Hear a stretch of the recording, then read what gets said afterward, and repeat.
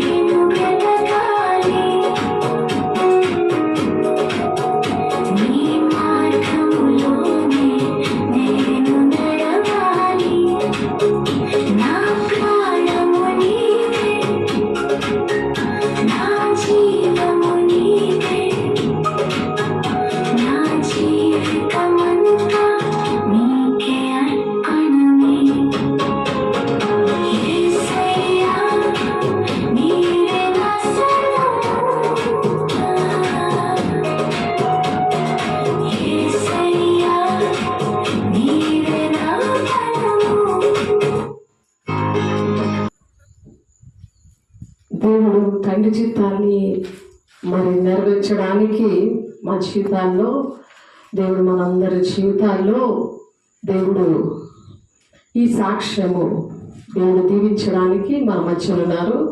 అందువల్ల దేవునికి మహిమ కలుగును గాక. హెస్కేలు 37వ అధ్యాయము 27వ వచనంలో, నా మందిరము వారికి పైగా నుండెను. దేవుడి మందిరముగా మనల్ని ఉంచాలి అంటే దేవుణ్ణి మనము మొదటి స్థానము ఇవ్వాలి. దేవుడు శిరస్సుగా ఉంటే నిన్ను దేవుని రాజ్యానికి నడిపిస్తాడు. ఆ వాక్యం మనం చెప్పుకున్నాము. మొదటి స్థానం అంటే టైం ఏంటి, డబ్బులు ఏంటి, బలం ఏంటి, శక్తి ఏంటి, ఓపిక ఏంటి, అన్నీ కూడా దేవునికి మొదటిది ఇవ్వాలి, మొదటి స్థానం ఇవ్వాలి ప్రతి క్షణము కూడా. అలాగే ఇచ్చినప్పుడు దేవుని ప్రజలుగా మనం ఉంటాము. దేవుని పట్టణం అనే యెరూషలేములోనికి మనము, సియోను పట్టణంలోనికి మనము ప్రవేశించాలంటే అది తండ్రి చిత్తము. ప్రతి ఒక్కరికి కూడా ఒక్కొక్క దేవుని యొక్క చిత్తం ఉంటుంది. ఆయన కోసం బ్రతకాలి అని చెప్తున్నారు. ఆయన కోసమే మనము బాధలు మనం చుట్టుముట్టేసినప్పటికీ కూడా దేవుని యొక్క వాక్యము అది మన త్రోవలకి దీపంగా ఉంటుంది, త్రోవలకి వెలుగే ఉంటుంది. వెలుగే ఉండి ఎక్కడ తీసుకొస్తుంది? పరిశుద్ధ పట్టణాన్ని తీసుకొస్తుంది. దీనికేంటంటే భూ సంబంధమైన వాటి మీదే మనసు ఉంటుంది.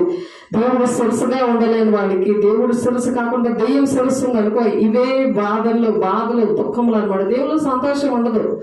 ఎంత సంతోషం అంటే పరిశుద్ధ పట్టణంలో మనం యుగగాలు ఉండేది, నిత్యము ఉండేది ఆ దేవుని యొక్క వాగ్దానం అనమాట. నిత్యము కూడా వారి మధ్య నా పరిశుద్ధ స్థలము నిత్యము ఉండును అంటున్నాడు దేవుడు.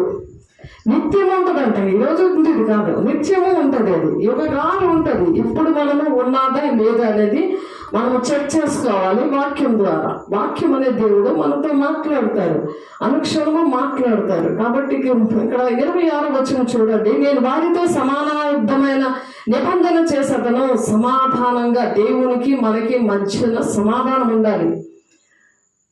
దేవుని కోసం ఆలోచించలేని వాళ్ళకి సమాధానం ఉండదు, వాళ్ళకి టెన్షనే ఉంటుంది జీవితం అంతా. మరి దేవుడు మన మధ్య నివసించాలి, స్థిరపడాలి. మనము నా పరిశుద్ధ స్థలము నిత్యము మీ మధ్య ఉంచుతాను అంటున్నాడు ఆయన. వారి మధ్యలో నా పరిశుద్ధ స్థలము నేను నిత్యము ఉంచుతాను అంటున్నాడు. ఆమేన్. సైతాను ఉన్నదనుకోండి, దాని అట్మాస్ఫియర్ ఉన్నదనుకోండి, ఆ అపవిత్రత ఉన్నదనుకోండి, మనకు శాంతి ఉండదు, టెన్షన్, సమాధానం ఉండదు, అల్లరి ఇవన్నీ కూడా ఉంటాయి. సంతోషం అనేది దేవుల్లో ఎల్లప్పుడూ ఆనందించండి, మరలా చెప్పదని ఆనందించండి అని ఫిలిప్పీలు రాసిన పత్రిక 4వ అధ్యాయంలో అందుకే పౌలు గారు ఫిలిప్పీ సంఘంతో మాట్లాడారు. అందుకే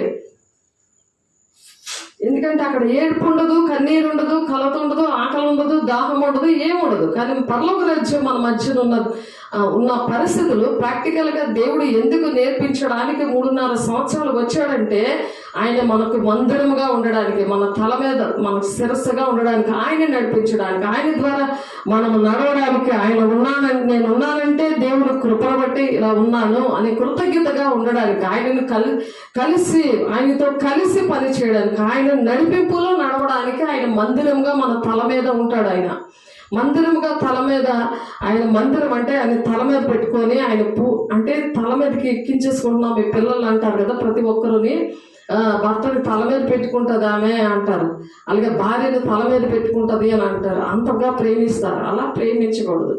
దేవుని ప్రేమించినప్పుడు పరిశుద్ధ పట్టణము మనం వెళ్ళాలంటే దేవునికి మొదటి స్థానం ఇవ్వాలి. దేవుని వాక్యం ఎలా చెప్తుందో అలాగా దేవుడు నడిపిస్తాడు. అప్పుడు లేకపోతే వాక్యమే కదా, దేవుడే కదా, చర్చే కదా అనుకుంటారు. మనకు తెలుసు కదా, మన దేవుడు బిడ్డలమే కదా అంటాడు దుష్టుడు. అలాగా మనకు భ్రమలో పెడతాడు. కాబట్టి నా మందిరము వారికి పైగా నుండును, నేను వారికి దేవుడు అయ్యిందును, వారు నా జనులయ్యిందురు, ఇది నాకు నేర్పించారు అన్న. దేవుడు మందిరముగా మనం ఉన్నప్పుడు, దేహమే దేవుని ఆలయంగా ఉన్నప్పుడు మాత్రమే దేవుని పిల్లల లెక్కలో వస్తాము. దేవుని పిల్లలకి మాత్రమే పరిశుద్ధ పట్టణం, అందరికీ కాదు. నమ్ముకున్నంత మాత్రాన కాదు. నువ్వు ఎవరికి ముందు స్థానం ఇస్తున్నావు అది ఒప్పుకోవాలి. ఎవరి కోసం నువ్వు టెన్షన్ పడుతున్నావు అది ఒప్పుకోవాలి. మనుషులు సాతాను ఏంటంటే నీకు మనుషులనే చూపిస్తుంటాడు, నీకు భూ సంబంధంగా చూపిస్తుంటాడు. కానీ ఎటువంటి బాధ వచ్చినా, ఇక్కడ మనం పాట పడుకున్నాం కదా, బాధల్లోని అన్నిట్లో కూడా దేవుడు విడిపించి జీవించాడు, కన్నీటి నేలలో తోడుగా ఉన్నాడు, ఒంటరిగా ఉన్నప్పుడు నాకు జీవించాడు, నాకు తోడుగా ఉన్నాడు, ఆయన కోసం నేను బ్రతకాలి అనే సాక్ష్యము మనకు ఉండాలి. ఎన్ని విషయాల్లోనో దేవుడు అలా తోడుకున్నాడు, ఎన్ని విషయాల్లో దేవుడు సహాయం చేశాడు. అలాంటిది దేవునితో మనం ఉండాలి కానీ మనుషుల కోసం మనుషులాంటి పడి మనం ఏదో టెన్షన్ పెట్టుకునేది దేవుని మందిరంగా తల మీద పెట్టుకుంటే కాదు. ఆయన శిరస్సుగా ఉన్నప్పుడు దేవుడు మందిరంగా ఉంటారు, ఆయన పిల్లలుగా మనం ఉంటాము. పిల్లలుగా ఉన్నప్పుడు మరి వారి మధ్యన పరిశుద్ధ స్థలము నిత్యము ఉండును. వారి మధ్యన ఎప్పుడు కూడా పరిశుద్ధ స్థలము, పరిశుద్ధాత్మ దేవుడు అలా సంచరిస్తూ ఉంటాడు అనమాట. పరిశుద్ధ స్థలము నిత్యము ఉండటను బట్టి యెహోవా నేను ఇశ్రాయేలును పరిశుద్ధపరచబడదని అన్ని జనులు తెలుసుకుంటారు. అన్ని జనులు తెలుసుకుంటారు నిన్ను బట్టి. నువ్వు పరిశుద్ధంగా ఉన్నప్పుడు, నువ్వు దేవుణ్ణి తల మీద పెట్టుకున్నప్పుడు, దేవుణ్ణి ఎక్కువగా ప్రేమిస్తున్నప్పుడు, నేను అలాగా ఆ దేవుడు ఏంటంటే ఆ మొదటి స్థానము చూసి దేవుడు నీ దగ్గరకు వచ్చేసి నిత్యము నీతో ఉంటాడంట. అప్పుడు నీకు ఏంటి కొద్దిగా నీకు ధైర్యం ఉంటుంది కదా. నేను ఎవరైనా ఏమని అంటారా? దేవుడిని పక్షాన్ని ఉంటా, నీకు విరోధి ఎవరు? ఆ సాధారణంగా తుళ్ళిపోతారు అక్కడి నుంచి. అందుకని దేవుడు ఇక్కడ ఇటువంటి సాక్ష్యము దేవుడు మనకి ఇచ్చాడు. దేవునికి మహిమ కలుగును గాక. అలాగా ఉన్నవాళ్ళు ఎలా ఉంటారంట, వారు నా కట్టలను ఆచరించి వాటిని అనుసరింపవలను, నేను మిమ్మల్ని పరిశుద్ధపరిచి యెహోవాను. కట్టడలు అనుసరించినప్పుడు ఆయన దేవుడు పరిశుద్ధపరుస్తూ ఉంటాడట. లేవికాండము 20:8 ఆ మాట ఉన్నది. కాబట్టి మనము దేవుని కట్టడలని అనుసరించాలి. దేవుడే మనకి శిరస్సుగా ఉండి నడిపిస్తాడు. ఏంటి ఎలా నడవాలి ఏంటి నాకైతే ఏమీ తెలియదు అన్ని దేవుడిని అడుగుతాను. అడిగినప్పుడు దేవుడు మాట్లాడే దేవుడు. దేవుని మహిమ కలుగును గాక. అతడు నీ దేవునికి ఆహారమును అర్పించేవాడు గనుక నీవు అతను పరిశుద్ధపరచవలను. మిమ్మల్ని పరిశుద్ధపరిచి యెహోవాను నేను పరిశుద్ధుడు గనుక అతడు మీ దృష్టికి పరిశుద్ధుడు కావలను అని చెప్పి దేవుడు పరిశుద్ధులు మీకు బోధిస్తున్నప్పుడు వాళ్ళు ఎలా ఉంటారో అనే విషయాలు లేవికాండంలో 21:8 ఉంది. కాబట్టి వారి దేవుడు ఎక్కడ ఉన్నాడని అన్ని జనులు పలుకనేలా, వారి దేవుడు ఎక్కడ ఉన్నాడు, వాళ్ళకి ఎందుకు ఇలా జరిగింది అని వాళ్ళు క్వశ్చన్ వేయరు. వాళ్ళు కీర్తనకారుడు దావీదు భక్తుడు రాసిన 79వ కీర్తన 10వ అన్ని జనులు పలుకునేలా మేము చూచుచుండగా ఓర్చబడిన నీ సేవకుల రక్తమును కూర్చిన ప్రతిదండన జరిగినట్లు అన్ని జనులను తెలియబడదిమ్మో అంటున్నారు. అన్ని జనుల దగ్గర దేవుడు ఎప్పుడైనా సరే ఒక సాక్షిగా నిలబెడతాడు. దేవుడు మరి దావీదు భక్తుడిని మరి నిలబెట్టుకున్నాడు. దేవుడు మనల్ని కూడా నిలబెట్టడానికి ఈరోజు మందిరము మన తల మీద ఉండాలి అని చెప్తున్నారు. హెస్కేల్ గారు ప్రవచిస్తున్నారు. ఆయన మందిరము అంటే దేవుని విషయాలన్నీ కూడా మనం మొదటి స్థానం ఉంచినప్పుడు మనకు పరలోక రాజ్యానికి దేవుడు నడిపిస్తాడు, పరిశుద్ధంగా నడిపిస్తాడు, నిత్యము మన తోడు ఉంటాడు అని హెస్కేల్ 37:26-27 మనం చూసాము. కాబట్టి ఎవరు నడిపిస్తారంటే సత్యస్వరూపి అయిన ఆత్మ అయిన దేవుడు నడిపిస్తాడు అనమాట. నేను తండ్రిని వేడుకుంటును మీ అంత ఎల్లప్పుడూ నుండిగా ఆయన వేరొక ఆదరణకర్తను అనగా సత్యస్వరూపిగా ఆత్మను మీకు అనుగ్రహించును. ఎల్లప్పుడూ ఉంటాడంట, నిత్యం ఉంటాడు దేవుడు. మరి నీతో ఉంటున్నాడా, నీతో మాట్లాడుతున్నాడా, నేను ఎవరు నడిపిస్తున్నారో నీకే అర్థం అవ్వాలి. నీ ద్వారా ఎన్ని పొరపాట్లు జరుగుతున్నాయంటే నాలో లేడు అని అర్థము. అది దేవుడు నిత్యము మనతో ఉన్నాడు లేదో మనకు అర్థమవుతుంది. మనలో సంతోషం ఉంటుంది, ఆనందం ఉంటుంది. ఎప్పుడు కష్టంలోనైనా అదే ఆనందము, సుఖంలోనైనా అదే ఆనందం. ఎప్పుడు ఒకలాగా ఉంటారు, ఎల్లప్పుడూ సంతోషిస్తూ ఉంటారు. అటు కృప దేవుడు అనుగ్రహించుగాక ప్రతి ఒక్కరికి. ఎప్పుడైతే ఆదరణకర్త వస్తున్నప్పుడు అనగా తండ్రి నా నామమున పంపబో పరిశుద్ధాత్మ దేవుడట మీకు బోధించి నేను మీతో చెప్పిన సంగతులన్నింటికి మీకు జ్ఞాపకం చేస్తూ ఉంటాడు. ప్రతిదీ దేవుడు మాట్లాడటమే కాదు జ్ఞాపకం కూడా చేస్తాడంట. యోహాను 14:26 ఆయన ఎల్లప్పుడూ ఉండి ఏం చేస్తాడు, అస్తమాటికి జ్ఞాపకం చేస్తుంటే మనకు గుర్తులు ఉండదు కదా. మరి ఆయన ఎల్లప్పుడూ ఉండాలని మనం ఇష్టపడుతున్నాం కదా. అలాగా ఆయన ఎల్లప్పుడూ ఉండి ఎప్పుడైతే మందిరంగా మన తల మీద దేవుణ్ణి పెట్టుకుంటామో అప్పుడు నేను తండ్రిని వేడుకుందును మీ అంత ఎల్లప్పుడూ నుండిగా ఆయన వేరొక ఆదరణకర్తను ఆయన ఆ సత్యస్వరూపైన ఆత్మను మనకు అనుగ్రహించాక గుర్తు చేస్తూ ఉంటాడంట. ఉండడమే కాదు, ఆయన మాట్లాడడమే కాదు, ప్రతిదీ కూడా మాట్లాడిన విషయాలన్నీ కూడా గుర్తు చేస్తాడు. తండ్రి చిత్తాలను నెరవేర్చి దేవుని రాజ్యానికి వెళ్ళాలని గుర్తు చేస్తాడు. చూడండి ఎంత మంచి దేవుడు. దేవుడికి మహిమ కలుగును గాక. మాట్లాడే దేవుడు, ఈయన గుర్తు చేసే దేవుడు, నీ తోడుండే దేవుడు, అనుక్షణము నీతో మాట్లాడే దేవుడు. దేవుడికి మహిమ కలుగును గాక. తండ్రి యొద్ద మీ యొద్దకు నేను పంపబో ఆదరణకర్త అనగా తండ్రి యొద్ద నుండి బయలుదేరి సత్యస్వరూపైన ఆత్మ వచ్చినప్పుడు ఆయన నిన్ను గూర్చి సాక్ష్యం చెప్తాడట. అప్పుడు సాక్ష్యం చెప్పాను కదా నేను. హెస్కేల్ 37 అధ్యాయము 27 నా మందిరము వారికి పైగా నుండును, నేను వారి దేవుడినే ఉండును, వారు నా జనులే ఉండును. ఆయన పిల్లలుగా కన్ఫర్మ్ చేస్తున్నాడు. ఇక్కడ ఇల్లు కింద పైన చర్చి దేవుడు కట్టించారు ఇక్కడ. అందుకని అలా ప్లాన్ చేశారు. ఇంజనీర్ ఆయనే ఇక్కడ. కాబట్టి ఎంత గొప్ప దేవుడో చూసారా. ప్రతిదీ జ్ఞాపకం చేశాడు. ఆయన సాక్షిగా ఉంచుతాడట. తండ్రి యొద్ద నుండి మీ యొద్దకు నేను పంపబోవు ఆదరణకర్త అనగా తండ్రి యొద్ద నుండి బయలుదేరి సత్యస్వరూపైన ఆత్మ. తండ్రి దగ్గర నుండి బయలుదేరాడు ఆయన సత్యస్వరూపైన ఆత్మ. వచ్చినప్పుడు ఆయన నన్ను గురించి సాక్ష్యం ఇచ్చును. దేవుని గురించి మనం సాక్ష్యం చెప్తున్నామా లేదా? చెప్పకపోతే దేవుడు నీతో లేడు. ఆ ప్లేస్లో ఎవరున్నారు నువ్వు ఆలోచించుకో. నిన్ను ఎవరు నడిపిస్తున్నారో ఆలోచించుకో. నువ్వు ఎక్కడికి వెళ్తావో ఆలోచించుకో. నువ్వు చచ్చిపోతే నువ్వు ఎక్కడికి వెళ్తావు? ఒకవేళ దేవుడు వస్తే నువ్వు ఎక్కడికి వస్తావు? దేవునితో వస్తావా? సిద్ధపడమని చెప్తున్నారు కదా దేవుడు. మనం పాట పాడుకున్నాం కదా, ఆయన వస్తున్నాడు. సిద్ధపడాలి. ఆయన ప్రేమిస్తున్నాం మనం. ఆయన ప్రేమను బట్టే మనం ఇలా బ్రతికున్నాం. ఆయన కృపను బట్టే ఇలాగ మనం దేవుడు పోషిస్తున్నాడు. ఇలాగ ఆరోగ్యంగా ఉంచాడు. ఆయన ప్రకటించడానికి అభిషేకించారు. దేవుడు అన్ని ఏర్పాట్లు చేశారు. ఆయన ప్రేమించే వారి కోసం ఆయన ఏదైనా చేయగలగ గొప్ప దేవుడు, శక్తివంతుడు. కాబట్టి అటు వలె మీరు ఇప్పుడు దుఃఖపడుచున్నారు కానీ మిమ్మల్ని మరలా చూచదనప్పుడు మీ హృదయం సంతోషించును. మీ సంతోషమును ఎవడనూ మీ అద్దె నుండి తీసివేయడు. మళ్ళీ వస్తున్నాడు. ఆయన వెళ్ళిపోతున్నప్పుడు ఈ మాటలన్నీ చెప్పారు. ఆయన తండ్రి చిత్తాన్ని నెరవేర్చి తండ్రి కుడిపార్శ్వాన కూర్చొని ఉండి మన కోసం విజ్ఞాపన చేస్తున్నాడు. మళ్ళీ నేను వస్తాను, అప్పుడు మీరు నా విషయంలో మీరు సంతోషిస్తారు అని చెప్పి ఇక్కడ యోహాను సువార్త 16వ అధ్యాయం 22వ వచనంలో ఉంది. అందుకని దేవునితో మనము ఎప్పుడు కూడా ఉండాలంటే ఆయన సాక్షులుగా, ఆయన శిష్యులుగా మనం ఉండాలి. ఆయన శిష్యులుగా మనం ఉండాలి. దేవుడు శిష్యులు తయారు చేయమని చెప్పారు. యేసు ఒకడు నన్ను ప్రేమించినాడు, వాడు నా మాట గైకొనును. దేవుని మాట ఎవరు వింటారు? దేవుడిని ప్రేమిస్తేనే ఆయన మాటలు వింటారు. ఆయన ప్రేమించకపోతే ఆయన మాటలు బుర్రలోకి వెళ్ళవు. ఆయన మాట వినరు. ఆయనకు మొదటి స్థానం ఎవరు? అది మనం గుర్తుపెట్టుకోవాలి. యోహాను 14వ అధ్యాయము 23వ వచనం నుండి చూద్దాము. యోహాను 14వ అధ్యాయము 23వ వచనం నుంచి చూస్తే దేవుణ్ణి ఎవరైతే ప్రేమిస్తారో వాళ్ళు ఎలా ఉంటారు? పరిశుద్ధ పట్టణానికి వెళ్ళడానికి పరిశుద్ధాత్మ దేవుడు మనల్ని నడిపించునుగాక. ప్రతి ఒక్కరిని యేసు ఒకడు నన్ను ప్రేమించేలా వాడు నా మాట గైకొను, అప్పుడు నా తండ్రి వాడిని ప్రేమించును, మేము వాని యొద్దకు వచ్చి వాని యొద్ద నివాసము చేతము.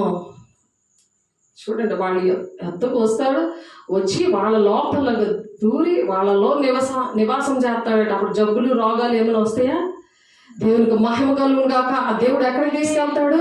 ఈ పరిశుద్ధ పట్టణానికి తీసుకెళ్తాడు. పరిశుద్ధ పట్టణము బంగారు పట్టణం. అక్కడ ఏర్పు ఉండదు, కన్నీరు ఉండదు, కలత ఉండదు. బంగారపు వీధులు, బంగారపు పట్టణము, బంగారు బిల్డింగ్. అది చూసారా? ఆలయము దేవుడు ఎలాగా కట్టారో.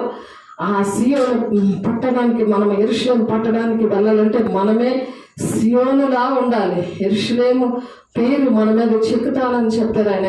మరి ప్రకటన 3వ అధ్యాయం 11వ వచనంలో, నన్ను ప్రేమింపనివాడు నా మాటలను గైకొనడు, మీరు వినుచున్న మాట నా మాట కాదు, నన్ను పంపిన తండ్రిదే. తండ్రి మాట కుమారుడు భూలోకం వచ్చి చెప్పాడు. ఆయన మాట విన్నాడు. మనం అలాగే తండ్రి మాటను మనము కూడా అలాగే వినాలి. నేను మీ వద్ద ఉండగానే ఈ మాటలు మీతో చెప్పేదని ఆదరణకర్త అనగా తండ్రి నా నామను పంపబో పరిశుద్ధాత్మ దేవుడు లేక సమస్తము మీకు బోధించి మీతో చెప్పిన సంగతులన్నీ ఆ విధంగా దేవుడు బోధిస్తారంట. కాబట్టి యేసు తన నమ్మిన యూదులతో మీరు నా వాక్యమందు నిలిచి ఉంటేనే కానీ, యూదులతో చెప్తున్నాడు దేవుడు, నా వాక్యమందు నిలిచి ఉంటేనే కానీ. మన పాఠంతో ఇదే పాడుకున్నాము. ఆయనతో నిలిచి ఉంటాము. ఆయన వాక్యం మనకి నడిపిస్తుంది. ఆయన వల్ల బ్రతుకుతాం మనము. అప్పుడు మనుషుల వల్ల బ్రతికితే నరకానికి పోతాము. దేవుని వల్ల బ్రతకాలి. దేవుడు ఎవరైతే దేహము దేవుని ఆలయంగా ఉండి దేవుని ప్రజలే ఉన్నారో వాళ్ళతో ఉండాలి. నీవు ఇష్టం వచ్చిన వాళ్ళతో ఉంటే నీకు ఇటువంటి అర్థం కావు. ఆ దేవుని రాజ్యానికి రావడము చాలా కష్టమైపోతుంది. కాబట్టి యేసు తనను నమ్మిన యూదులతో మీరు నా వాక్యము నిలిచిన వారైతే, నా వాక్యమందు నిలిచిన వారైతే నిజముగా నాకు శిష్యుడై ఉండి సత్యమును గ్రహించెదరు. ఈ సత్య స్వరూపైన ఆత్మదేవుడు వచ్చినప్పుడు సర్వసత్యంలోనికి నడిపించాలంటే, ఆయన మాటలు గ్రహించాలి అంటే ఆయనకి శిష్యులుగా ఉండాలి. యోహాను సువార్త 8వ అధ్యాయంలో ఉంది ఈ మాట. చూడండి, 8:31 వచనంలో ఉంది ఆ మాట. కాబట్టి యేసు తనను నమ్మిన యూదులతో మీరు నా వాక్యమందు నిలిచిన వారైతే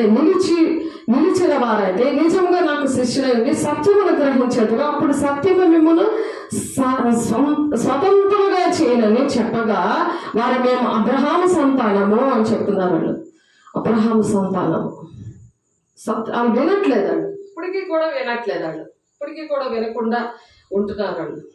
ఎందుకంటే పరిశుద్ధాత్మ దేవుడు ఆయన చనిపోయిన తర్వాత, దేవుడు తండ్రి చిత్తాన్ని నెరవేర్చిన తర్వాతే ఆదరణ కత్తునిచ్చారు. మరి ఆదరణ కత్తు వచ్చినప్పుడు మనం సర్వసత్యంలోకి నడిపించడానికి మరి దేవుడు మనకి ఇచ్చాడు ఆ భాగ్యము.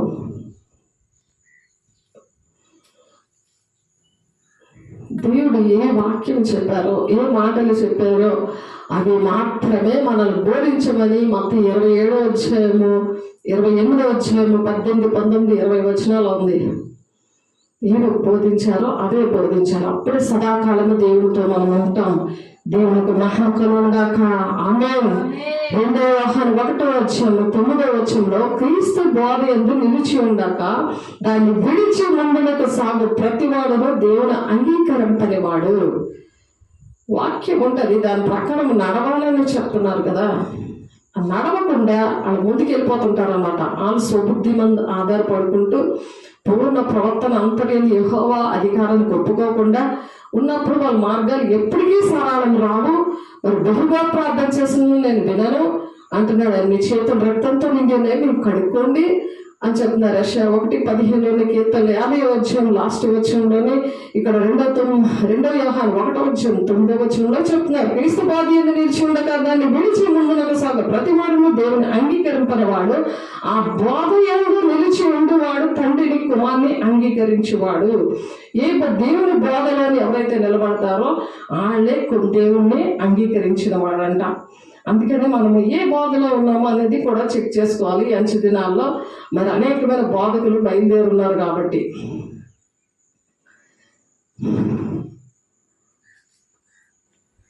అలాగే అపోస్తలుల కార్యం 14వ అధ్యాయము 22వ వచనంలో కూడా అపోస్తలుల కార్యము చూడండి. అపోస్తలుల కార్యం 14వ అధ్యాయము 22వ వచనం శిష్యుల మనసులను దృఢపరచి విశ్వాసమందు నిలకడగా ఉండవలనని అనేక శ్రమలను అనుభవించి మనము దేవుని రాజ్యంలో ప్రవేశించవాలని వారిని హెచ్చరించారంట. అనేక శ్రమలు, ఇప్పుడు శ్రమలు వచ్చినా సరే దేవుడు ఆదరిస్తాడు అని పాడుకున్నాం. ఆయన మన కన్నీరు లోయలో ఉన్నా సరే ఆయన తోడుంటాను అని పాడుకున్నాం. అందుకని ఆయన కృపతోనే ఆయన సర్వస్వం ఆయనకు అంకితం ఇచ్చి ఆయన ద్వారా మనము జీవించాలి. ఆయన ద్వారానే నేను నీ ద్వారానే బ్రతుకుతాను, నీ కోసమే బ్రతుకుతాను అని పాడుకున్నాము. ఉట్టినే కాదు, అలా బ్రతికినప్పుడు శ్రమలలో శిష్యుల మనసులను దృఢపరచడానికి, అలాగే దేవుడు మనల్ని బలపరచడానికి ఆ శ్రమలలో ఆయన తోడే ఉంటాడు. కాబట్టి మనము ఆ శ్రమలకు కూడా ఎటువంటి శ్రమలు వచ్చినా సరే నేను దేవునికే మొదటి స్థానం ఇస్తాను. దేవునికి మందిరము నా తల మీద ఉంటుంది. దేవుని నెత్తి మీద పెట్టుకుంటాను. నేను మనుషుల్ని నెత్తి మీద పెట్టుకోను, ప్రతి ఒక్కరిని నెత్తి మీద ఎక్కించుకోను. అంటే ప్రేమించడం, ఎక్కువ టైం ఇవ్వడం, ఎక్కువ డబ్బులు ఖర్చు పెట్టడము, ఇవన్నీ కూడా అవి చేయకూడదు. కాబట్టి శిష్యుల మనసును దృఢపరిచి విశ్వాసమందు నిలకడగా ఉండవల్లని అనేక శ్రమలను అనుభవించి మనం దేవుని రాజ్యంలో ప్రవేశించవల్లని వారిని హెచ్చరించాడు శిష్యుల్ని. మరి అపోస్తలుల కార్యం 26లోని అపోస్తలుల కార్యం 26:22లో అయినను నేను దేవుని వలనైనా సహాయము పొంది నేటి వరకు నిలిచి ఉంటిని. క్రీస్తు శ్రమపడి మృతుల పునరుత్థానం పొందువారిలో మొదటివాడు ఒకటి చేత ఈ ప్రజలకును అన్యజనులకును వెలుగు ప్రకాశింపబోవునని మరి ఆయన చెప్తున్నారు. ఎప్పుడైతే ఆ దేవుని వల్ల ఆయన సహాయం పొంది, దేవుని దగ్గర నుండి మనం సహాయం పొంది మనం నిల్చున్నాం కాబట్టి క్రీస్తు శ్రమపడి మృతుల పునరుత్థానం పొందు వారిలో మొదటి వాడవుట చేత ఆయన ప్రథమ ఫలంగా ఉన్నాడు. మనము కూడా అలాగే శ్రమపడి దేవుని కోసం శ్రమపడి తండ్రి చిత్తాన్ని నెరవేర్చి మనం కూడా ఆయన తర్వాత ఆయన ఎలాగైతే పునరుత్థానుడయ్యాడో పునరుత్థాన శక్తితో మరి అలాగా పునరుత్థానం అవ్వడానికి అన్ని జనులకు వెలుగును మనం ప్రచారం చేయాలి అని చెప్తున్నారు. ప్రచురింప చేయాలి అంటే మనం ఒక మాదిరిగా ఉండాలి అన్ని జనుల విషయంలో. ఎందుకంటే ఈ గ్రామంలో ఎవరికి తెలియదు కదా, అందుకు మనం తీసుకుని వచ్చారంటే మనం ఉట్టి మాటలు మనము చెప్పడం కాదు, దేవుని యొక్క శక్తిని పొందుకొని తండ్రి చేత నెరవేరుస్తున్నప్పుడు ఆయనే నడిపించేస్తాడు. దేవుని మహిమ కలుగును గాక. రోమీయులకు రాసిన పత్రిక 2వ అధ్యాయం 7వ వచనం, సత్క్రియలను ఓపికగా చేయించు మహిమను ఘనతను అక్షతను వెలుగు వారికి నిత్య జీవం ఇచ్చును. నిత్య జీవం అనేది దేవుని రాజ్యం అనేది ఎవరికి ఇస్తారట? సత్క్రియలు అనేవి ఓపికతో చెయ్యాలంట. ఓపికతో సత్క్రియలు చేయాలి. వాక్యాన్ని కూడా ఓపికతో అంగీకరించినప్పుడు శోధన కాలంలో దాస్తానని మరి ప్రకటన 3వ అధ్యాయంలో మనం చూసాము. అలాగే సత్క్రియలు ఓపికతో చేస్తున్నప్పుడు మరి మహిమను ఘనతను అక్షయతను వెతుకు వారికి మహిమను ఘనతను దేవుని యొక్క మహిమ కార్యాలు, దేవుని యొక్క గ్లోరీ, దేవుని యొక్క పరిశుద్ధతను బట్టి పరిశుద్ధాత్మ దేవుడు మనలో ఉండి నడిపించి మన తోడై ఉండి మనల్ని ప్రతి విషయంలో ఏ శ్రమలో వచ్చినా ఆనందం వచ్చినా ఎప్పుడు కూడా మనం ఏకరీతిగా ఉండి దేవుని ప్రేమిస్తూ ఆయన మాట వింటూ ఆయనకి ఇష్టంగా మనము ఆ విధంగా నడుచుదుము గాక. దేవునికి మహిమ కలుగును గాక. అలాగా మనం దేవునికి ఇష్టంగా ఉండాలని దేవుడు ఇక్కడ మాట్లాడుతున్నాడు. మనతోనే పరిచర్య ఆగిపోకుండా మరి మన తర్వాత తరము కూడా ఆ పరిచర్యలో ఉండాలని దేవుడు ఆశపడుతున్నాడు. అలాగా ఆశపడుతూ దేవుడు ఆత్మతో ప్రార్థన చేతులు ఎవరైతే పరిశుద్ధాత్మ పొందుకున్నప్పుడు వాళ్ళు ఆత్మతో ప్రార్థన చేయడాన్ని భాషలతో మాట్లాడడం అని అంటారు. దేవునితో డైరెక్ట్గా మాట్లాడము. ఆయనతో మాట్లాడుతున్నప్పుడు మనకు అలసట ఉండదు, ఆకలి వేయదు, మరి ఎలా ప్రార్థన చేయాలి గంటలు తరబడి అని ఏమీ కూడా ఉండదు. ఆయనలో మీరు కూడా ఆత్మ మూలముగా దేవునికి నివాస స్థలమై ఉండుటకు కట్టబడుచున్నారు. నివాస స్థలం ఆయనలో మీరు కూడా ఆత్మ మూలంగా దేవునికి నివాస స్థలమై ఉండుటకు మీరు కట్టబడుచున్నారు. నివాస స్థలంగా ఆయనతో పాటు మనం కూడా ఆయనతో నివసించడానికి మనము కట్టబడాలి. 2వ అధ్యాయము 22వ వచనంలో ఉంటుంది. చూడండి, ఒకసారి చూద్దాము. ఎఫెసీయులకు రాసిన పత్రిక 2వ అధ్యాయము 2వ అధ్యాయము 22వ వచనం. ఎలా కట్టబడాలి చెప్పండి, మాట్లాడాలి. ఆయనలో మీరు కూడా ఆత్మ మూలంగా దేవునికి నివాస స్థలమై ఉండుటకు కట్టబడాలి. దేవునికి నివాస స్థలము మనం ఎలా ఉండాలి? మనలో ఎవరైనా నివసించాలి? సాతాను ఉంటే నిద్రే, మరి జీవితం అంతా నిద్రే, రాత్రి పగలు నిద్రే మొత్తం ఆవరించేస్తుంది. సాతాను దేవుని మాటలు ఎన్నేవాడు, దేవుని పరిచర్య చేయనివాడు, ధనం మీద సమస్యల మీదే బుర్ర ఉంటుంది. కానీ ఈ భూ సంబంధాలు బుర్ర ఉంటే భూ సంబంధాలను ఉంటారు. ఎంతబడి సంఘంలోకి రాళ్ళు. మరి దేవునికి రాజ్యానికి రావాలంటే ఎలా ఉండాలి? ఆయనలో మీరు కూడా ఆత్మ మూలంగా దేవునికి నివాస స్థలముగా ఉండటకు కట్టబడదురు. అలా కట్టబడాలి మనము. దేవునికి మహిమ కలుగును గాక. లోకము ఆయనను చూడదు. ఆయన చూడదు. నేను చూడలేదే ఎప్పుడుని, ఎవరో దేవుని చూడరు అని చెప్తుంది ఆ సైతాను. అంటుంది ఎప్పుడు దేవుని చూడలేదు కదా, ఎవరిని వీళ్ళు చూశారని చెప్తారేంటి అని అంటారు. కానీ ఎవరు చూడరు అంటే లోకము ఆయనను చూడదు. యోహాను 14వ అధ్యాయం 17 నుండి 23వ వచనం వరకు చూడండి, మీకోసం చదువుతున్నాను. లోకము ఆయనను చూడదు, ఆయన ఎరగదు గనుక ఆయనను పొందనేరదు. పరిశుద్ధాన్ని పొందుకున్నావన్నా నువ్వు పొందలేవు. ఎందుకంటే నువ్వు లోక సంబంధంగా ఉన్నావు. నువ్వు భూ సంబంధమైన విషయాల కోసమే చింతపడుతున్నావు. నువ్వు భూ సంబంధమైన విషయాలు గురించి నీకు జవాబులు రాలేదని సేవకుల్ని సంఘాన్ని విడిచి పారిపోయావు. ఆస్తి కోసము, అంతస్తు కోసము, నీ డబ్బు కోసము, నీ భూ సంబంధమైన విషయాల కోసము నువ్వు పరిగెడుతున్నావు. కానీ దేవుడు పరలోక రాజ్యానికి పరిగెట్టమన్నాడు, దేవుని రాజ్యానికి వెళ్ళడానికి పరిగెట్టమన్నాడు. సరి చేసుకో దేవుని బిడ్డ, దేవుని రాజ్యానికి రావాలని దేవుడు మరొక అవకాశం ఇచ్చారు మీకు. సరి చేసుకోండి. లోకము ఆయనను చూడదు, ఆయన ఎరుగదు కనుక ఆయనను పొందలేదు. మీరు ఆయన ఎరుగుదురు. ఆయన మీతో కూడా నివసించును, మీలో ఉండదు, మిమ్మల్ని అనాథలుగా విడవదు. నువ్వు విడిచిపెట్టేస్తా అనాథలుగా విడిచిపెట్టేసి వెళ్ళిపోయినా నేను కోటీశ్వరాలు అయిపోయినా అని అనుకోవద్దు.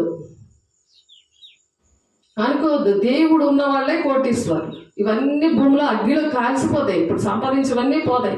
పరలోకపు బ్యాంకులో ఉంటాయి. ఇప్పుడు దేవుని పిల్లలుగా, దేవుని జనులుగా, దేవుని మందిరంగా తల మీద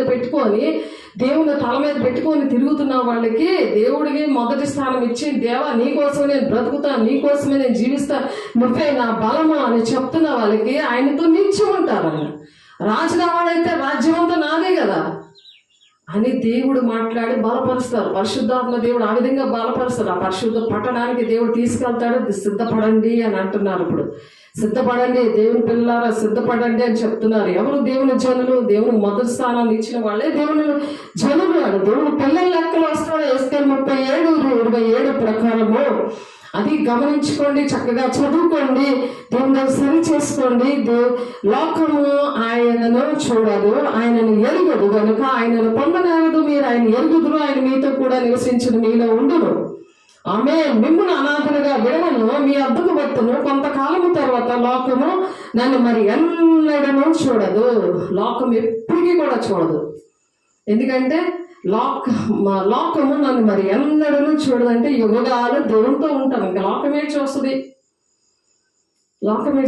లోకంలో మనం ఉండము. అయితే మీరు నన్ను చూస్తారు. ఎవరైతే దేవుడు ప్రజలుగా దేవుడు ఇక్కడ కన్ఫర్మ్ చేశాడో ఎస్కేల్ 37:27 నా ప్రజలుగా మీరు ఉంటారని, మీరు నాతో ఉంటారు, నన్ను చూస్తారు. నేను జీవించుచున్నాను కనుక మీరును జీవింతురు. సదాకాలము దేవునితో ఉంటామన్నమాట. అటు కృప దేవుడు మనందరికీ దయచేయుగాక. నేను మీ తండ్రి అందును, మీరు నా యందును, నేను మీ అందును ఉన్నామని ఆ దినమున మీరు ఎరుగదురు. అప్పుడు తెలుస్తుంది. ఎప్పుడైతే పరిశుద్ధ పట్టడానికి వస్తారో, దేవుడు మనం చేసిన ప్రయాస, దేవుడు మనతో ఉండి చేసిన క్రియలు అన్నీ మనం వివరించి చెప్పాం. అనేక మందిని దేవుని రాజ్యాన్ని నడిపించినందుకు దేవుడు నాతోటే ఉన్నాడు. అప్పుడున్న దేవుడు ఇప్పుడు కల్లారా కనబడుతున్నాడు. ఇప్పుడు అనుక్షణం ఆయనతోనే ఉండడానికి దేవుడు ప్రాక్టికల్ గా మరి ఇక్కడ అన్ని కూడా దేవుడు కార్యాలు చేస్తున్నాడు. దేవునికి మహిమ కలుగును గాక. నా ఆజ్ఞలు అంగీకరించి వాడిని గైకొన్నవాడే నన్ను ప్రేమించేవాడు.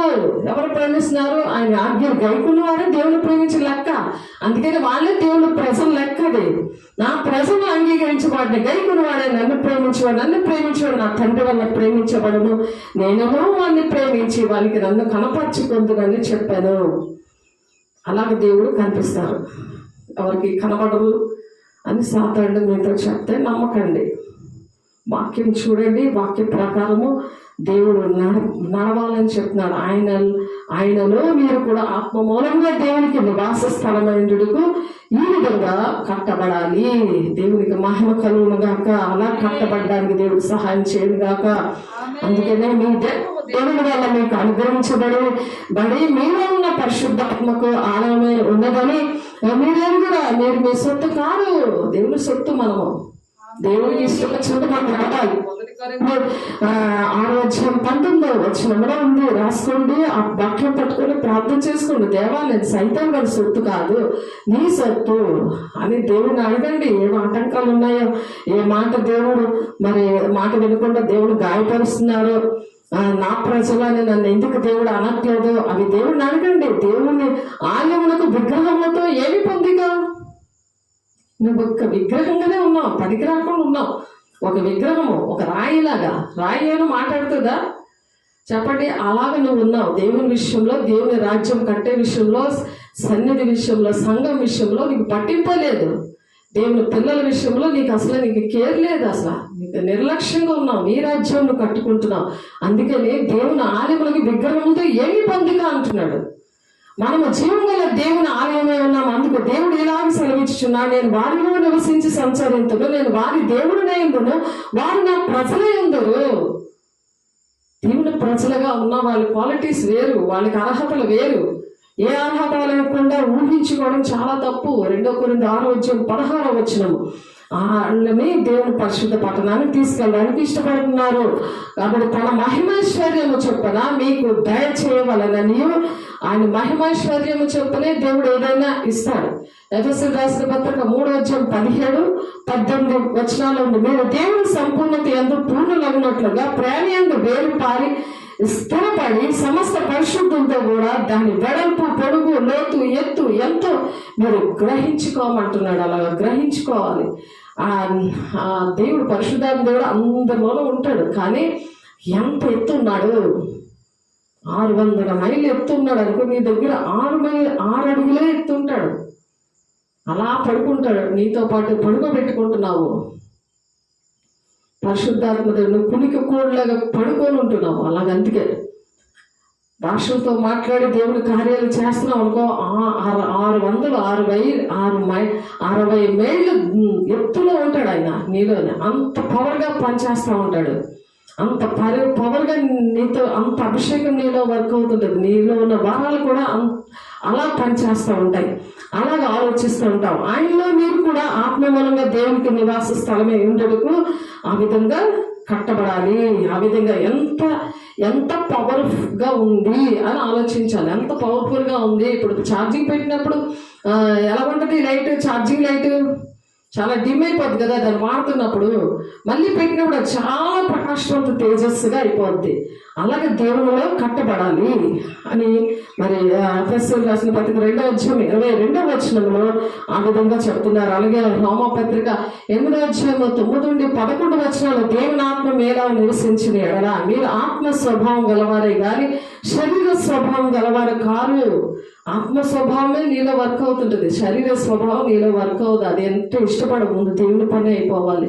దేవుణ్ణి తల మీద పెట్టుకొని, అంటే దేవుణ్ణి అంతగా ప్రేమిస్తాం అనమాట. నెత్తి మీద పెట్టుకుంటావు దేవుణ్ణి, ఎంతగా అంత ప్రేమిస్తాం అనమాట. దేవుడు మాట అంటే మాటే, తిరుగుబాటు అనేది ఉండదు అన్నాడు. మరి ఇశ్రాయేలు ప్రజలు ఏ విధంగా మరి ఉన్నారు, అయినా దేవుడు విడిచిపెట్టలేదు వాళ్ళని. అలాగే మనల్ని కూడా దేవుడు విడిచిపెట్టే దేవుడు కాదు. సరి చేసుకోవడానికి కృప దినాల్లో దేవుడు సహాయం చేస్తున్నాడు. దేవునికి మహిమ కలుగును గాక. క్రీస్తు మీలో ఉన్న ఎడల మీరు శరీరము పాప విషయంలో మృతమైనది కానీ మీ ఆత్మ నీతి విషయంలో జీవం గలదే ఉన్నది. మీ ఆత్మ ఎలాగుంటుంది? జీవం గలదే ఉంది. అంటే నువ్వు ఎవరికైనా ప్రార్థన చేయగలవు, ఎవరు వచ్చినా సరే నువ్వు ప్రేమించగలవు. దానికి మొత్తం కులం భేదం లేకుండా నువ్వు ప్రేమిస్తావు. ఎక్కడికి దేవుడు పిలిస్తే అక్కడికి వెళ్తావు. ఎక్కడ పని చేయమంటే అక్కడ పని చేస్తావు. ఏ పని చెప్తే అది చేస్తావు. దేవుడు ఏది చెప్పినా నువ్వు బాధపడవు. ఆయన మనకు అనుగ్రహించిన ఆత్మ మూలముగా మనము ఇవన్నీ కూడా తెలుసుకుంటుంటాం అన్నమాట. ఇవన్నీ తెలుసుకుంటాం. 1 యోహాను 3వ అధ్యాయం 24వ వచనంలో మరి అక్కడ దేవుడు రాసి పెట్టున్నారు. దీనివల్ల మనం ఆయన యందు నిలుచున్నామని, ఆయన మన యందు ఉన్నాడని తెలుసుకొని వచ్చినాము. అలాగే ఆయన మనకు తన ఆత్మలో పాలు దయచేస్తున్నాడు. పరిశుద్ధాత్మ దేవుణ్ణి మరి వేసే పొందుకొని ఆ కార్యాలన్నీ చేసి ఆయన ప్రేమించేవారు, ఆయన ఆజ్ఞలు గైకున్నవారు ఆయన కన్నా గొప్ప కార్యాలు చేస్తారని మత్తయి 24వ అధ్యాయంలో మరి అక్కడ ఉంటదన్నమాట. అలాగా ఈ పాలు అనేది దయచేశారని, ఆయన ఆత్మలో పాలు దయచేసి ఆయన కన్నా గొప్ప కార్యాలు చేయడానికి దేవుడు సహాయం చేయను గాక.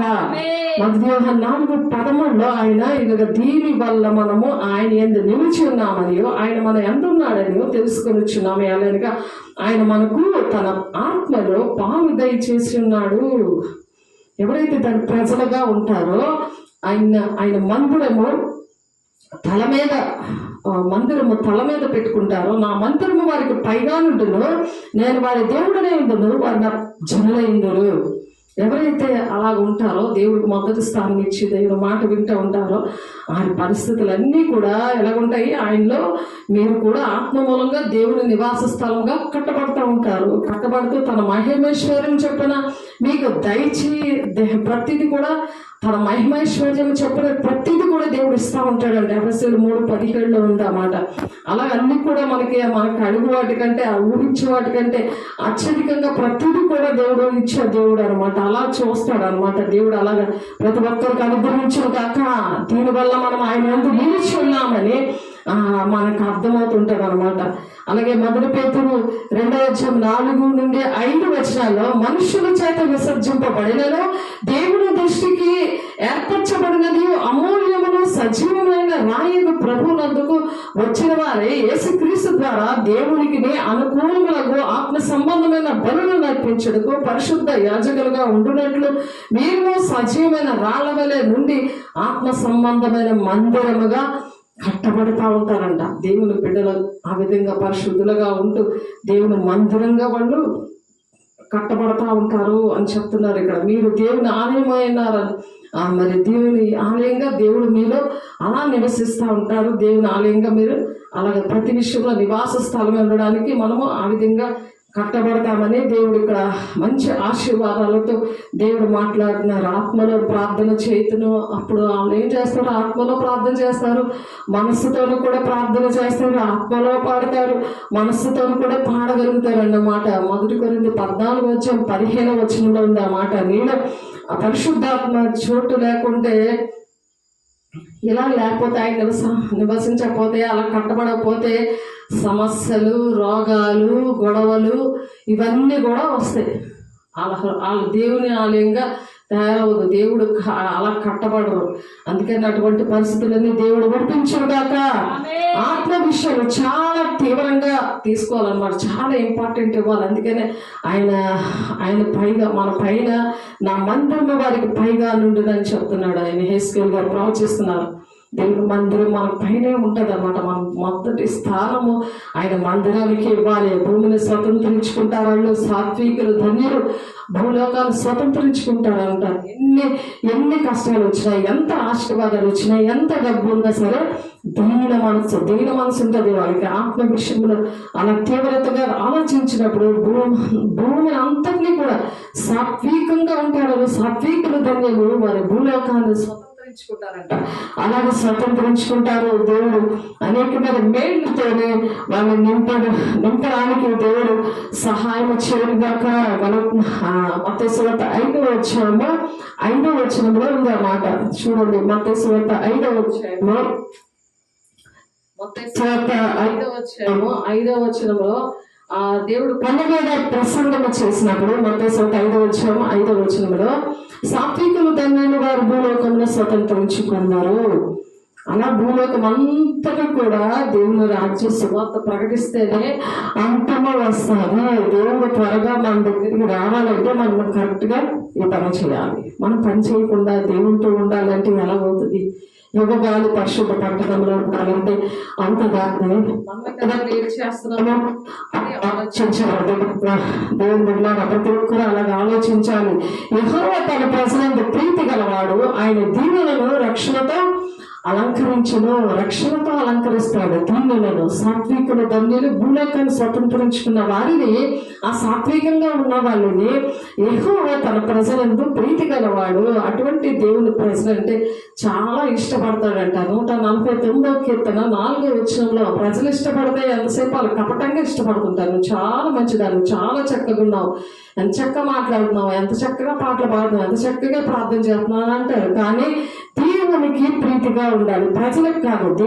యెహోవా తన ప్రజలకు ప్రీతి గలవాడు, ఆయన దీనులను రక్షణతో అలంకరిస్తాడట. ఆయన అలంకరిస్తాడు కాబట్టి నువ్వు చక్కగా దేవుని రాజ్యం వెళ్ళడానికి ఆ రక్షణ కవచంతో దేవుడు ఆ ఎత్తబడే సంఘములో ఉండడానికి దేవుడు సహాయం చేస్తాడు. ఆ సహాయం ద్వారానే మనము ప్రతి ఒక్కరిని, ఆ సహాయంతో దేవుడు ఇక్కడ మనకి ఇచ్చిన టైం అంతా కూడా దేవుడికి మొదటి స్థానం ఇచ్చి అవన్నీ కూడా దేవుడికి ప్రకటించడానికి మనం సృష్టించుకొని అలా రక్షణ కవచాన్ని దేవుడు అనుగ్రహించాడు మనకి. అందరి బట్టి దేవునికి మహిమ కలుగును గాక.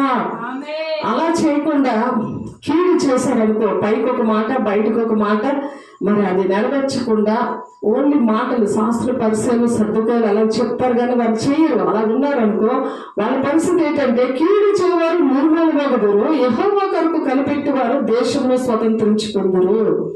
వాళ్ళు నశించిపోతారు. కీడు చేస్తారు, చెప్తారు కానీ వాళ్ళు చేయరు. మనం చేసినప్పుడే చెప్పాలి, మనం వాక్యం ప్రకారం మనం నడిచినప్పుడే చెప్పాలి. అలా మోసపుచ్చే మాటలు చెప్పి ప్రజలను మోసం చేయకూడదు. కీర్తన 37వ అధ్యాయం 9వ వచనంలో ఆ మాట ఉంది. కీర్తన 37వ అధ్యాయము 9వ వచనంలో మాట ఉంది. తర్వాత మరి యెహోవా ఆశీర్వాదం నొందిన వారు భూమిని స్వతంత్రించుకుందరు, ఆయన శపించిన వారు నిర్మూలమందురు. దేవుని మాట వినకపోతే శాపమే వెంటాడుతుంది. మరి కొత్త ఆకాశం కొత్త భూమి వచ్చినప్పుడు ఈ పాత భూమి ఉండదు, అది లైవ్ అయిపోతుంది. అది మహావ్యాండ్రంతో దేవుడు లైవ్ చేసేస్తాడు దాన్ని. అందులోనే మరి దేవుడు పక్కన పెట్టి సంపాదించుకున్నవన్నీ ఏమీ కూడా రావు. ఆయన ఎవరికి మొదటి స్థానం ఇస్తున్నారో ఆలోచించడానికే దేవుడు ఈ మాటలు మాట్లాడుతున్నారు. యెహోవా ఆశీర్వాదం ఉంది వారు భూమిని స్వతంత్రించుకుంటారు. భూమిని స్వతంత్రించుకోవడం అంటే భూలోకం అంతా కూడా ఈ వార్తను ప్రకటిస్తారు. త్వరగా దేవుడు వస్తారు. దేవుడితో కలిసి మనం సదాకాలము మనం దేవునితో ఉంటామన్నమాట. అలాగా ఉండాలని దేవుడు ఎంతగానో ఆశపడుతూ ప్రతిదినము ఒక కొత్త మాటలతో దేవుడు, కొత్త పాటతో దేవుడు, కొత్త కీర్తనతో దేవుడు మనం మర్చిపోస్తున్నారు. అందువల్ల దేవుడికి మహిమ కలుగును గాక. కీర్తన 147:6 యెహోవా దీనులను లేవనెత్తుతాడు. ఎవరైతే దీనంగా ఉంటారో ఆ దేవుడే లేవనెత్తుతాడట. ఆయనకేం కావాలో అన్ని కూడా ఇచ్చేవాడు ఆయన లేవనెత్తుతాడు.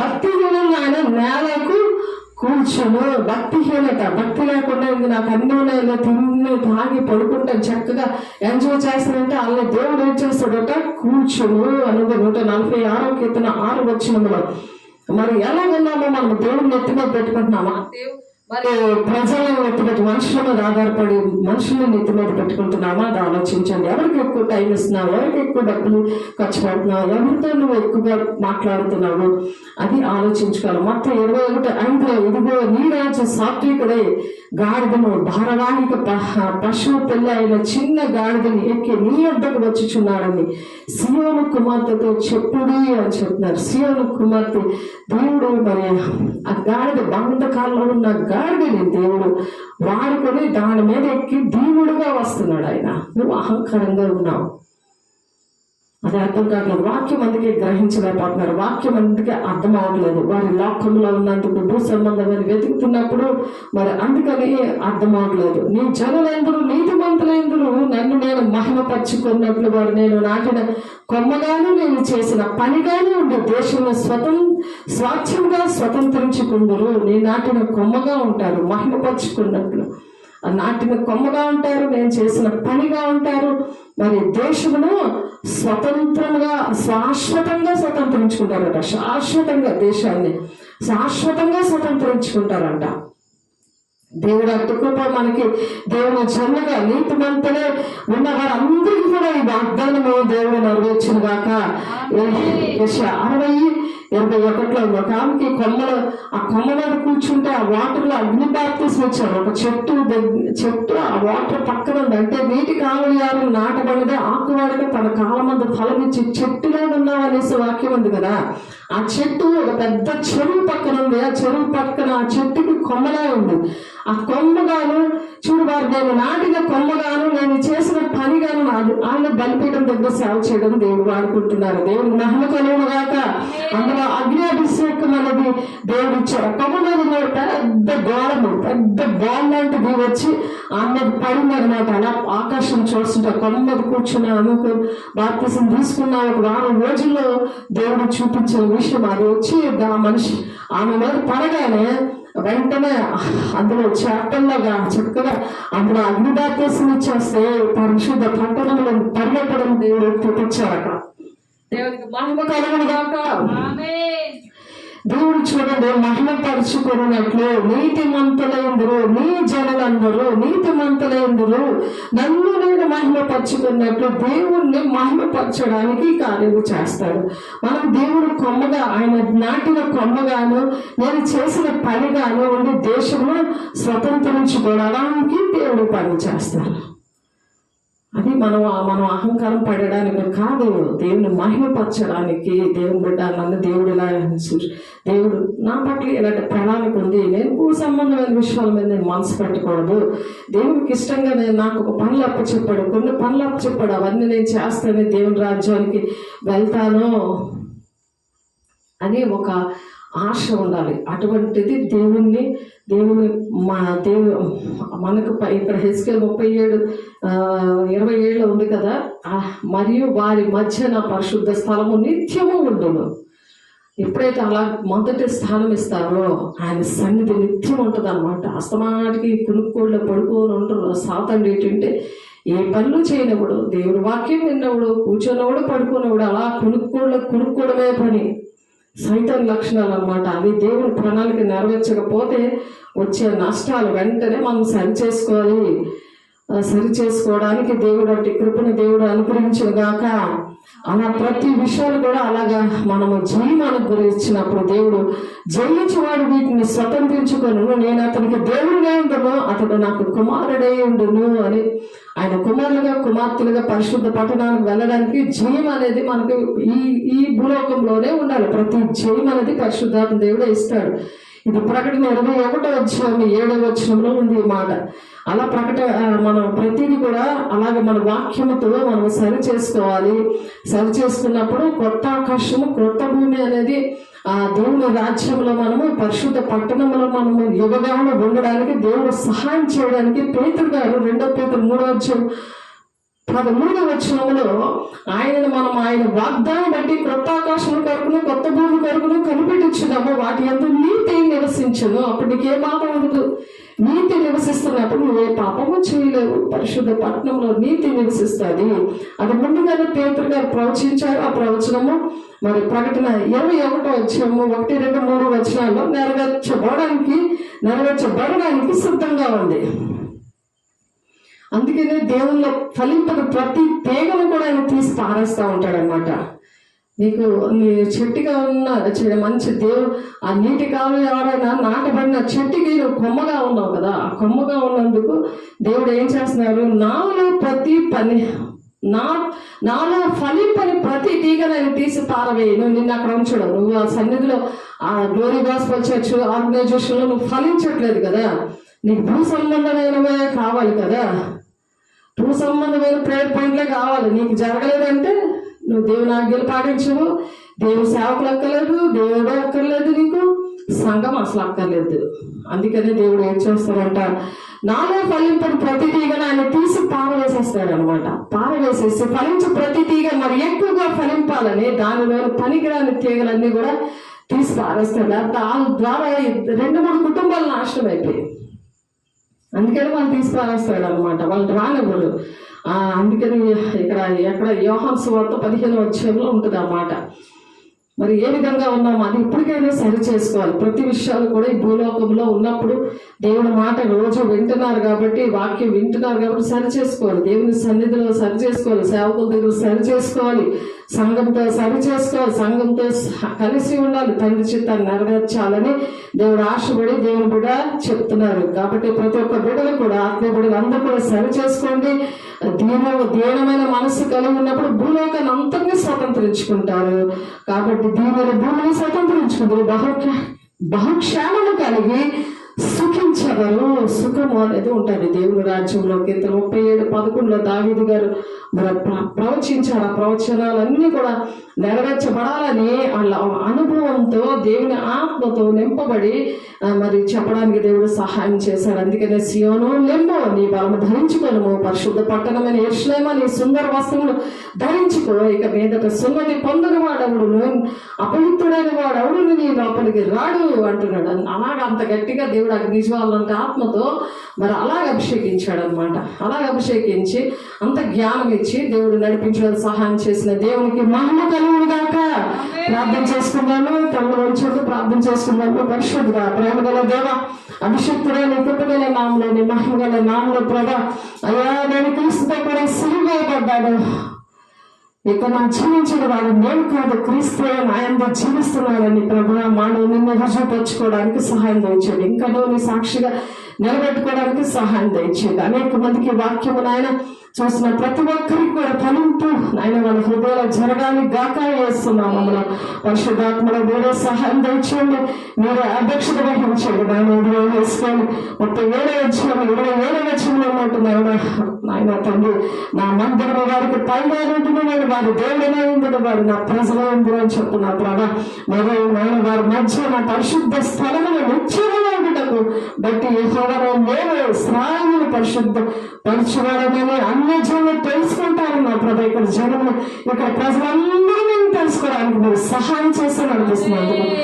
అయా నా చిత్తంలో నీ ప్రణాళిక మా కుటుంబాల పట్ల, అయా నా దేశం పట్ల, మా ప్రజల పట్ల, మా సంఘం పట్ల నాయన మీరు నెరవేర్చుకోవడానికి మీరు ఇచ్చిన సాక్ష్యాన్ని బట్టి, మీరు ఇచ్చిన ఆయా సన్నిధిని బట్టి, ఈ ప్రాంతాన్ని బట్టి మీకే కోట్లాది వందనాలు స్తోత్రాలు చెల్లిస్తే పరిశుద్ధ నామములో బ్రతిమలాడి వేడుకుంటున్నాను తండ్రి. ఆమేన్. తండ్రి యొక్క దీవెన కుమారు యొక్క కృప పరిశుద్ధాత్మ యొక్క నిత్య సహవాసము సదాకాలము తోడేది నడిపించిన గాక. ఆమేన్. దేవుని మహిమ కలుగు గాక. నా దేవుడు దీవించి ఆశీర్వదించిన గాక. ఆమేన్.